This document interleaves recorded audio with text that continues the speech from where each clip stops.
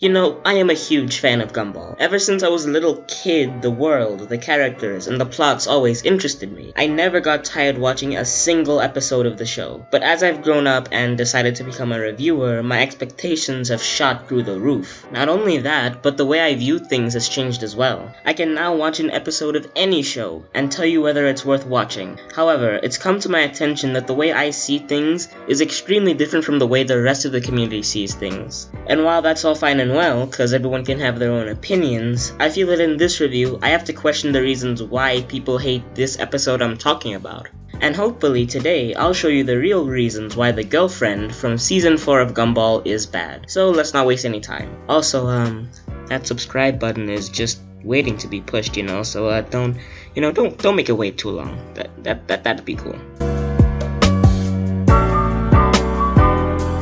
So the episode begins with Jamie causing mayhem at the school. It's lunchtime. That is not what I asked for.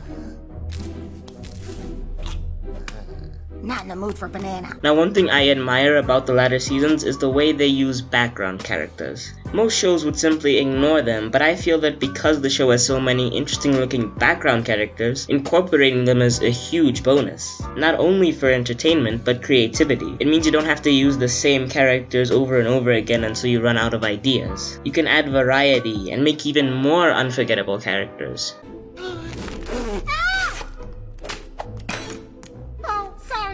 The crusts, do you? Not in the mood for sandwich. You eat it.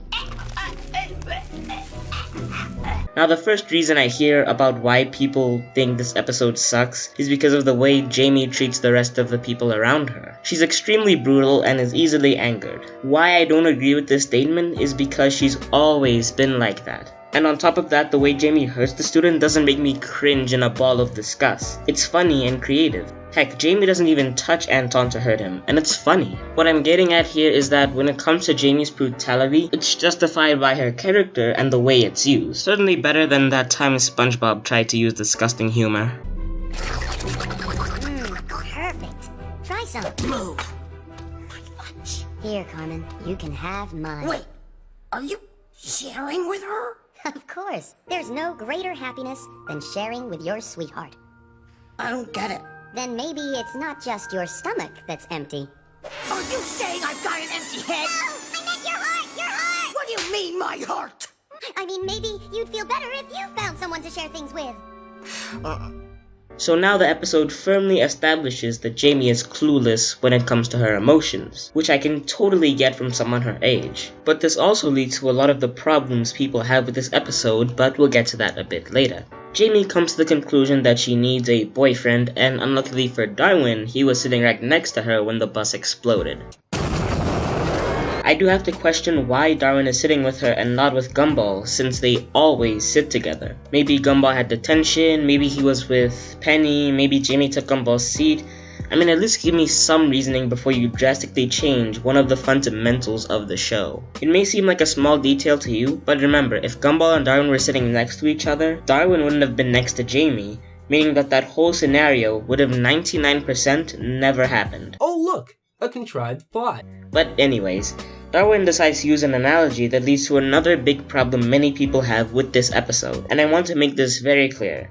I do not like this part of the episode as well, but I feel people are disliking it for the wrong reason. Let's watch. It's okay. I'll just ride out the storm and say nothing. Now, this is obviously not going to work. This solution will not work, we can all agree on that. But the reason people hate this episode is because they say it's teaching kids to stay quiet in an abusive relationship. But my thing is, the episode doesn't act like this is the right answer. They never say that Darwin is doing the right thing. If anything, the episode is telling kids that it's wrong, because for the whole episode, Gumball is telling Darwin to speak up. And that if he had spoken up before, this whole problem would have never escalated. And even so, I don't think any child would take relationship advice from a cartoon seriously. My problem with this is that it is Darwin using the messed up logic. Darwin, the socially aware one, the one who always knows right from wrong, is the one who was using the clearly wrong approach, and Gumball has to be the straight man. Why? I get that maybe they wanted to change things up, but the change here is just too drastic. Why is Darwin all of a sudden the non-socially aware one? That's something I hate about the latter season. They keep flanderizing the characters in the worst ways possible, so badly that the episode gets ruined because the characters act extremely out of character. So, we see more of Jamie and Darwin interacting. Don't talk. Hey guys. So how long has this been going on? What? No one asked for your opinion, you frozen freak! Do you know what happens when you mess with my man? You got a bit of yellow on you. No, on your hand. Maybe I'm just messed up in the head, but I really like this scene. Just the way Jamie takes it so casually just makes it all the more funny. Better. Who is she? Your future daughter-in-law. Really? Darwin! Woo-hoo!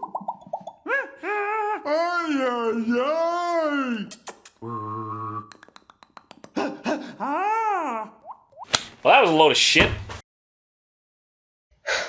Okay, I know this scene terrified you when you were younger. I know it's creepy, but you can get through this, okay? Headset in? Everything's recording? Okay. So, the stalker scene. Where does one begin? Well, for starters, it's creepy as hell. This scene used to terrify me as a kid.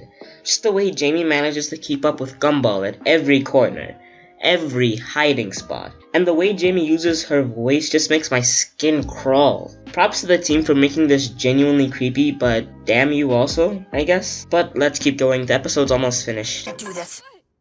I can't force you to be my boyfriend. If you want to be in a relationship, there has to be a mutual bond of trust. Love is not something you take, it's something you earn. I'm done now! Okay, good. So Jamie finally learns what love is, and it's revealed that all the things Jamie said she was gonna do to them weren't happening. I know people imagine way scarier stuff than anything I could think of, so I just chuck any two words together.